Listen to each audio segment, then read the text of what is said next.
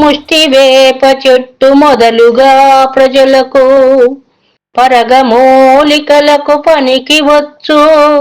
నిర్ధయుండు కలుడు నీచుడెందులకగు విశ్వదాభిరామ వినురవేమా. విషవృక్షమైనటువంటి ముష్టి వృక్షము అమితమైన చేదుగా ఉంటుంది. వేప చెట్టు కూడా చేదు కలిగిన ఔషధ విలువలు కలిగి లోకానికి ఉపయోగపడుతూ ఉన్నది. దుష్టుడు దుర్మార్గుడు అయిన మనిషి వల్ల ఏమీ ఉపయోగం లేదు, ఎవరికి పనికిరాడు, అంతేకాక అందరికీ హాని చేస్తాడని దీని భావం. నీళ్లలోన మొసలి నిగిడి ఏనుగు బొట్టు బయట కుక్క చేత భంగపడును.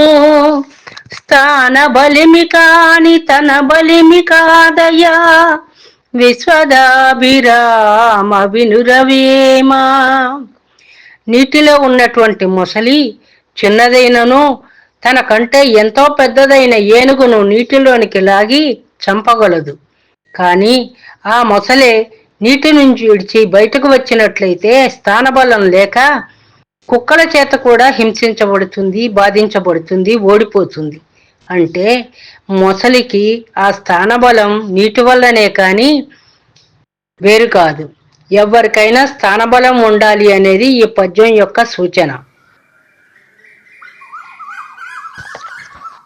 చంపతగిన ఎట్టి శత్రువు తన చేత చిక్కెనేని కీడు చేయగరాదు.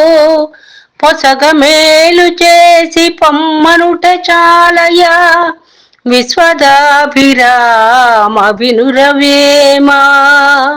తాత్పర్యం: చంపదగినటువంటి పగబట్టిన శత్రువు ఎంత అపకారి అయినా తన చేతికి చిక్కినప్పుడు అతడిని చంపకూడదు, హాని చేయకూడదు.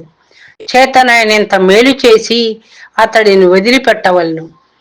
అట్లు చేసినట్టయితే ఆ క్షమాగుణం వల్ల అతడు మానసికంగా హింసించబడి మార్పు చెందుతాడు.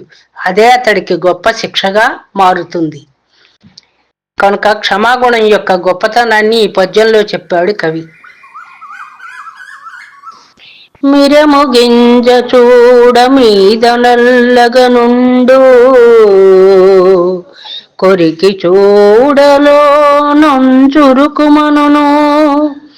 సజ్జనులగు వారి సారమిట్లుండురా విశ్వదాభిరామ వినురవేమా. తాత్పర్యం: మిరియం గింజ చూడటానికి పైకి నల్లగా ఉన్నా చిన్నగా ఉన్నా కొరికి చూస్తే దాని యొక్క కారము మంట పుట్టించే గుణంతో ఉంటుంది. నాలుక చుర్రుమనిపిస్తుంది, ఒంటికి మేలు చేస్తుంది.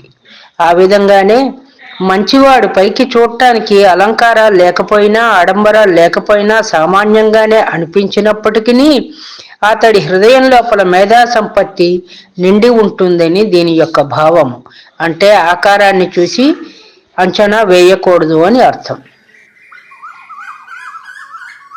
వంపు కర్రగాచి వంపు తీర్పగవచ్చు, కొండలన్ని పిండి కొట్టవచ్చు.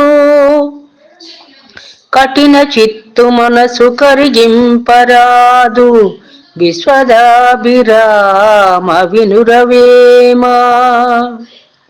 కర్ర యొక్క వంపును మంటలో వేడి చేసినట్టయితే కర్ర కాలినప్పుడు దాని వంపు కూడా కరిగిపోతుంది.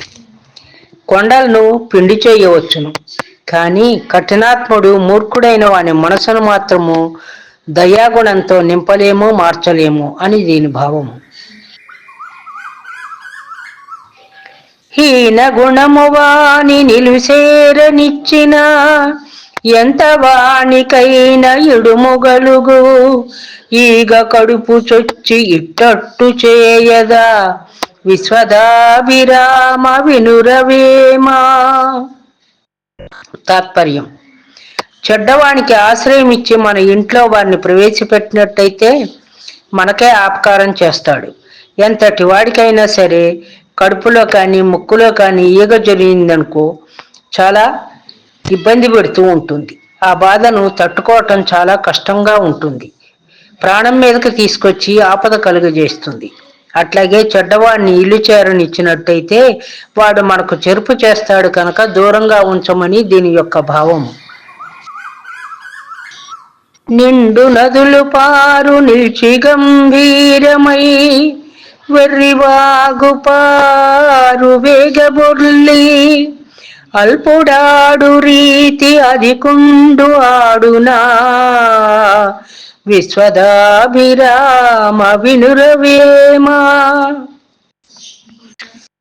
ఓ వేమా, గొప్ప గొప్ప నదులు నిదానంగా పారినా గంభీరంగా ప్రవహిస్తూ ఉంటాయి. కానీ చిన్న చిన్న వాగులు అతి వేగంగా గట్లు దాటి పొర్లి పొర్లి ప్రవహిస్తూ ఉంటాయి. వాటికి వేగం ఎక్కువ. జీవనదులకు వేగము చాలా తక్కువగా ఉంటుంది. అవసరమైనప్పుడే వాటి వేగాన్ని చూపెడతాయి. అట్లే యోగ్యుడు నిదానంగా గంభీరంతో మృదు స్వభావిగా ఉండి చల్లగా మాట్లాడుతూ ఉండును. నీచుడు గబగబా మంచి చెడు చూడకుండా వాగుతూ ఉంటాడని అర్థం.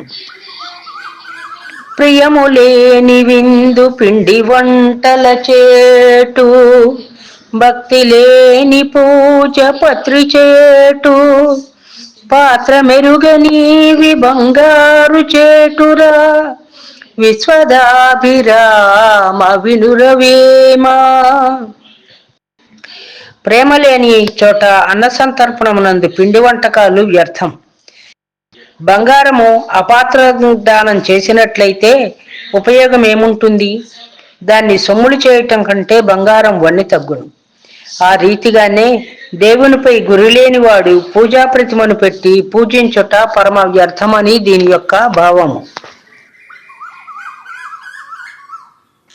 విద్యలేని వాడు విద్వాంసు చేరువా ఉండగానే పండితుండుగాడు కొలని హంసల కడ గొక్కెరలున్నట్లు విశ్వదాభిరామ వినురవేమా. విద్యలేని పామరుడు విద్వాంసుల దగ్గర ఉన్నంత మాత్రాన వాడు ఎప్పటికీ విద్వాంసుడు కానే కాడు. సరోవరంలో రాజహంసల సమూహంలో కొన్ని కొంగలు ఉన్నంత మాత్రాన రాజహంస అవుతుందా? కాదు. కొంగ కొంగే, హంస హంసే.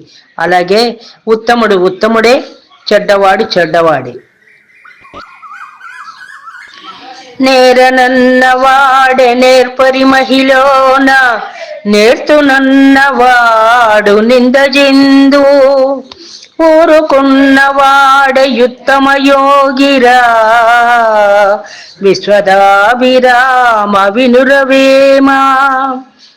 తెలివిగలవాడు తనకేమీ తెలియదనుకుని నిదానంగా మాట్లాడుతూ ఉంటాడు. తెలిసి ఉన్నచో తెలిసినదని వాదించెదరు. అపకీర్తి రావచ్చును కానీ తెలివిగలవాడు ఋషువలే మౌనంగా ఉండవచ్చును. తెలివి తక్కువ వాడు అన్నీ తెలిసినా ఏమీ తెలియనట్లు, ఏమీ తెలియకపోయినా అన్నీ తెలిసినట్లుగా నటన చేయుచు చివరకు అపనిందల పాలగుదుడు.